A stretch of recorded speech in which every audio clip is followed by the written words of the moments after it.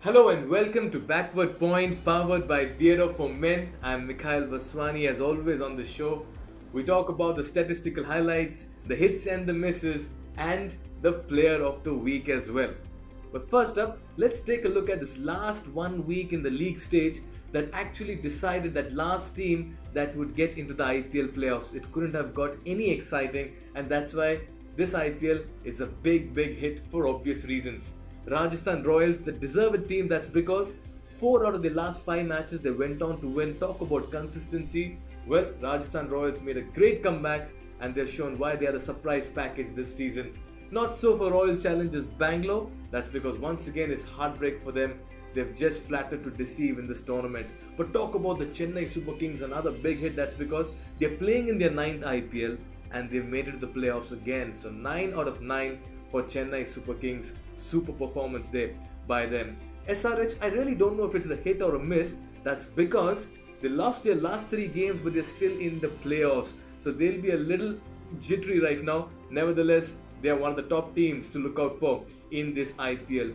Moving on, I must tell you, Delhi has been a nuisance value for most of the teams. And their last 2 wins against CSK and also gate crashing into Mumbai's party meant Mumbai Indians have been the biggest disappointment, as once again they failed in a moment where many expected them to really rise. So that's been a big miss when it comes to Mumbai Indians, or for that matter Delhi Daredevils. It's been a big hit. So you can see we've seen so much of great moments in this IPL that we can actually go and take back or look back rather at some of those great episodes in IPL.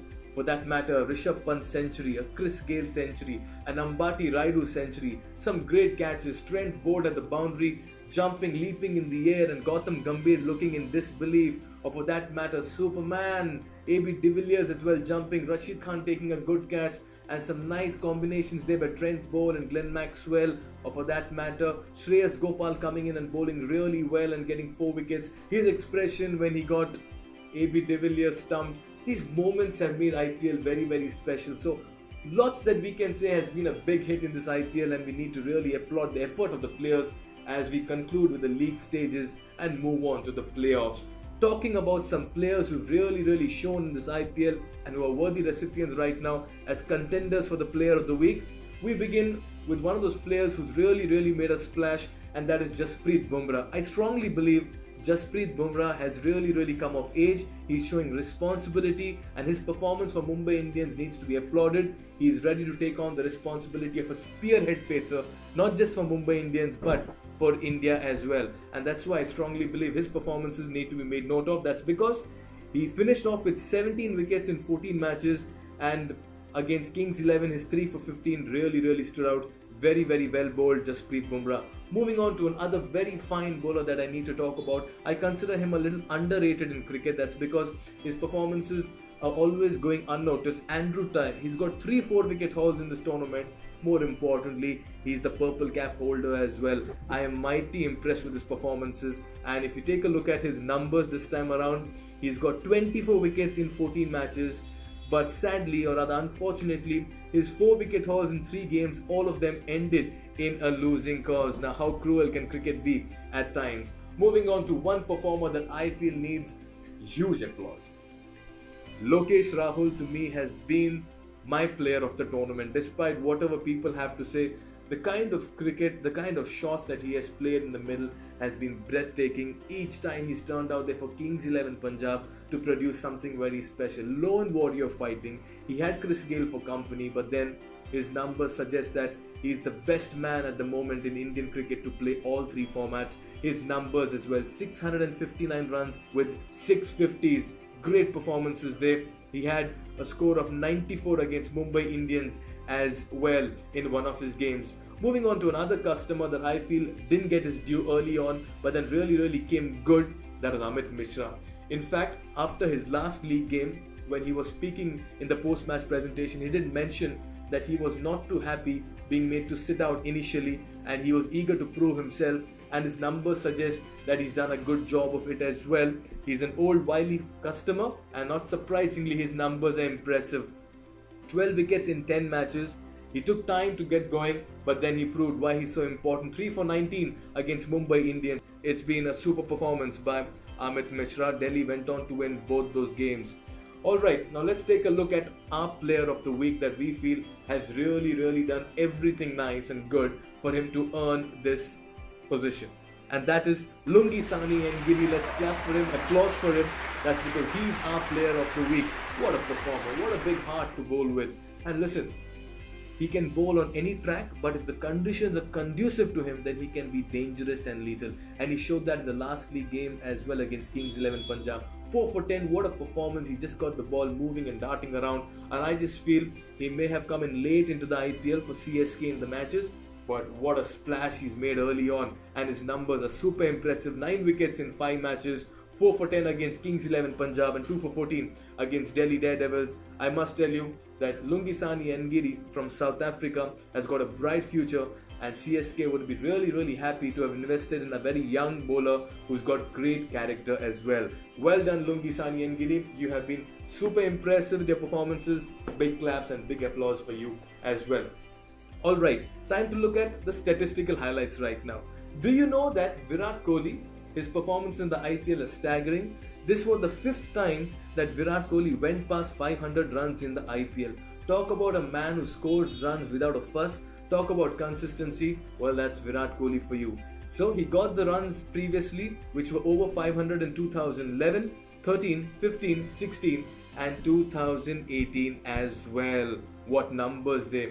Meanwhile, not great numbers for SRH's Basil Thampi. That's because he conceded the maximum runs in 4 overs in the history of IPL, going past Ishant Sharma.